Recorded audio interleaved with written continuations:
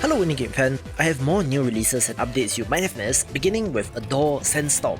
Major update number 11 for this monster taming action roguelite that has been in early access since 2020, where this is the last major patch before version 1.0, adding a new boss fight, environment, creatures and much more, making this even better.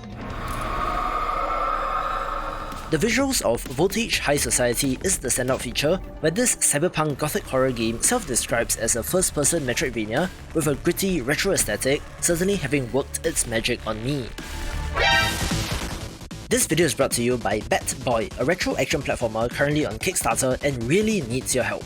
This is a Sentai sports superhero platformer that sure looks like Mega Man or more recently, Shovel Knight, where the hero and bosses are based on sports stars from the school. Our hero is of course a specialist in baseball, where you need to battle your brainwashed teammates that range from a tennis player, some sort of dancer or ballerina, a runner and even a rugby player, being able to use their abilities once you defeat them.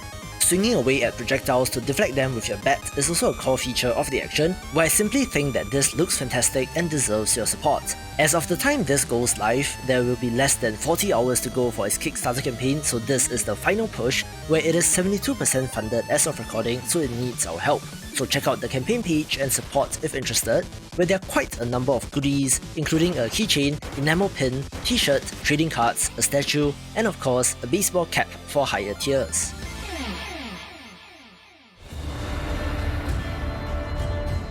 I remember covering the Kickstarter campaign for Ruadh Warbands not too long ago, where it did just release in early access, being a roguelite tactics title set on a hexagonal grid. It is inspired by Norse mythology and has decent art, although I didn't like that the units were reduced to tokens on the map, but it seems decent enough. I'm honestly impressed that the not-so-indie first-person PvPvE monster hunting game Hunt Showdown is still going, since it was released in 2019, being one of Crytek's most successful projects and based on the number of DLCs, seems to be doing well for them. There is an ongoing event titled Serpent that will last until the 26th of September, adding a new legendary hunter named Viper that you can play as well as the entire event centered around hunting down and sacrificing snakes in the swamp, with a whole bunch of new equipment and rewards to earn, where it's games like this that reminds me of how truly huge the gaming space really is. Get your gun, get your knife, face your we're fighting. There are definitely parallels to be drawn between Banners of Ruin and Legend of Keepers,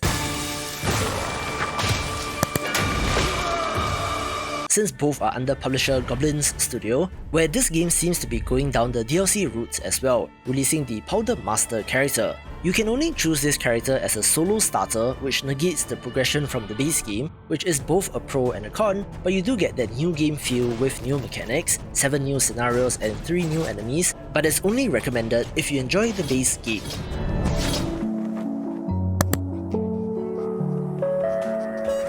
One of the more interesting ports in recent memory is Hohokum from 2014 that used to be a PlayStation exclusive, coming to Steam after many years, and from what I know of this, it is definitely worth checking out. This is a relaxing exploration title where you fly about the world as a kite-like creature, picking up passengers and simply being in this world, looking like a delight, and unsurprisingly has been something that people play when they are as high as a kite.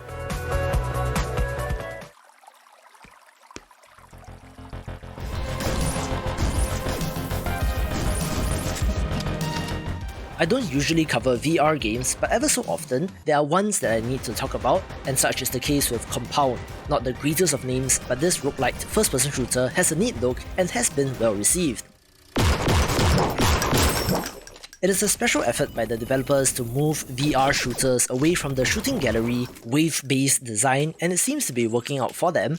So if you have a VR headset lying around collecting dust, perhaps dust it off and check this out. Wake up, sleeper. You have no idea what's coming. A narrative single-player tabletop RPG that has captured the attention of many this year is Citizen Sleeper, a dystopian narrative that explores the meaning of life and existence itself. They released a free update titled Episode Flux. that is tuned more towards the endgame, adding more characters and world building element to this awesome game. We also have the 1.0 release of Dungeon Munchies, one that is secretly very popular but has not gotten mainstream attention, where it's awesome and cute and horrifying all at the same time, giving you the ability to kill, cook and eat your enemies, where I have more thoughts on this soon, so in the meantime, check out more Metroidvanias in this video.